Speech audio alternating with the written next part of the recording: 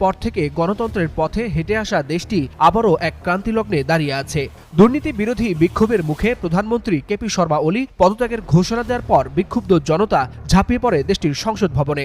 আগুন ভাঙচুর আর লুটপাটে জর্জরিত রাজধানী কাঠমান্ডু। দেশটির রাজপথে এখনো জ্বলছে আগুন, সংসদ ভবনে উঠছে ধোঁয়ার কালো মেঘ। কেপি শর্মা সরকারের পতনের পর উল্লাসে ফেটে পড়া বিক্ষুব্ধ জনতা সংসদ ভবনকে রূপ দিয়েছে যুদ্ধক্ষেত্রে। ভিডিও ফুটেজে ধরা পড়েছে বিশাল অগ্নিশিখা আর ভেতর থেকে বেরিয়ে আসা ঘন কালো ধোঁয়া। কারো হাতে লাঠি, কারো হাতে পতাকা, আবার কেউ কেউ দেয়ালে লিখছেন আমরা জিতেছি। প্রধানমন্ত্রী কেপি শর্মা মঙ্গলবার পদত্যাগ করেন। দুর্নীতি ও সামাজিক যোগাযোগ মাধ্যম নিষিদ্ধের সিদ্ধান্ত ঘিরে টানা 2 দিনের সহিংসতায় অন্তত 21 জন নিহত ও শত শত মানুষ আহত হওয়ার পর চরম চাপের মুখে বিদায় নেন তিনি। রাষ্ট্রপতি রামচন্দ্র পাউডেল তার পদত্যাগপত্র গ্রহণ করে নতুন নেতৃত্ব নির্বাচনের প্রক্রিয়া শুরু করেছেন। কিন্তু রাজপথে এখনো শান্তি নেই।